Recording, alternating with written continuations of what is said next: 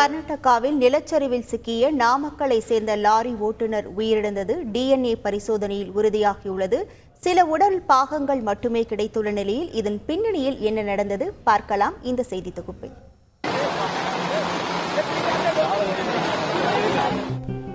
Lorry ஓட்டச் சென்று காட்டாற்று வெள்ளத்தில் சிக்கி பலியான கணவரின் உடலை கூட முழுமையாக பெற முடியாத ஆற்றாமைதான் இந்த கதறல்.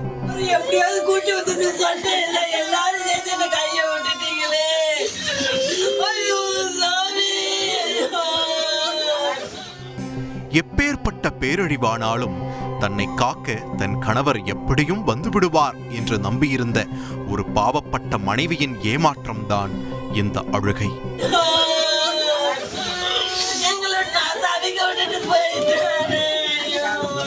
ஐயோ, இனி என் சாமி என்ன பார்க்க வரமாட்டாரே என்ற இந்த அபலை பெண்ணின் அழுகை தமிழகத்தையே கலங்கச் செய்துள்ளது. என்ன நடந்தது?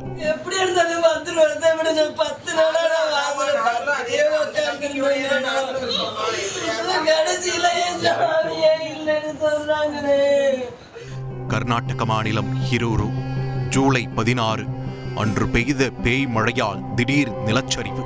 கங்கவள்ளி ஆற்றில் காட்டாற்று வெள்ளம். கதி கலங்கி போனது கர்நாடகா. கெட்ட நேரம் பாருங்கள். சரியாக அதே பாதையில் தமிழகத்தைச் சேர்ந்த 3 பேர் LPG டேங்கர் லாரிகளை ஓட்டிச் சென்றுள்ளனர். மங்களூருவில் எரிவாயு நிரப்பிக்கொண்டு கோவா நோக்கி சென்று கொண்டிருந்த டேங்கர் லாரிகள் நிலச்சரிவிலும் காட்டாற்று வெள்ளத்திலும் அடித்துச் செல்லப்பட்டன.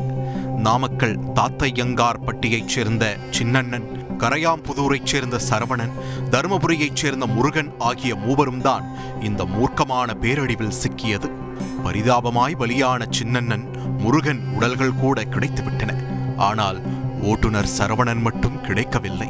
கண்டிப்பாக இறந்திருக்க மாட்டார் என்றுதான் நம்பிக்கையுடன் அவரது குடும்பத்தினர் காத்து கிடந்தனர். வேண்டாத தெய்வமில்லை.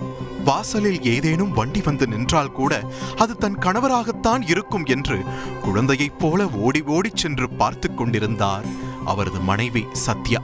இந்த சூழலில்தான் 10 நாட்களுக்கு பிறகு விபத்து நடந்த பகுதியில் யாரோ ஒருவரின் இடுப்புக்கு கீழே உள்ள சில பாகங்கள் மட்டும் கிடைத்துள்ளன. அவை சரவணனின் பாகங்களாக இருக்கக்கூடும் என்பதால் அவரது தாயாரை கடந்த 23ஆம் தேதி உத்தர கன்னட மாவட்டத்திற்கு அழைத்துச் சென்று DNA பரிசோதனை செய்துள்ளனர். இறுதி நிமிடம் வரை நம்பிக்கையுடன் இருந்த சத்யாவின் நம்பிக்கையில் இடி விழுந்ததைப் போல இருந்தது வந்த செய்தி.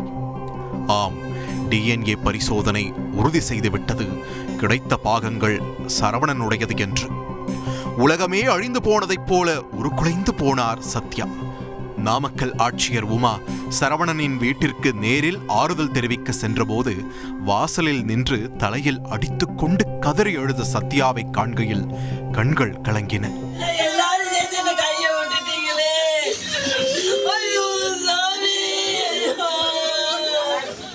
மகனை பறிகொடுத்துவிட்டு அழக்கூட தெம்பின்றி தவித்த சரவணனின் தாயை பார்க்கையில் பரிதாபமாய் உள்ளது.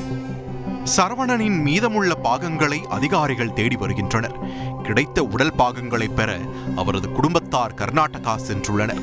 சரவணனின் குடும்பத்தினருக்கு தேவையான அத்தனை உதவிகளையும் செய்ய தயாராக இருப்பதாக ஆட்சியர் உமா உறுதியளித்தார். குடும்ப வறுமைக்காக லாரி ஓட்டச் சென்ற தன் கணவரை துண்டு துண்டாக மூட்டை கட்டி கொண்டு வருவார்கள் என்று கனவிலும் நினைத்து பார்த்திருக்க மாட்டார் சத்யா. இந்த பெருந்துயரில் இருந்து சரவணனின் குடும்பத்தார் எப்படி மீளப் போகின்றனர் என்று நினைக்கும் போதே மனம் கலங்குகிறது.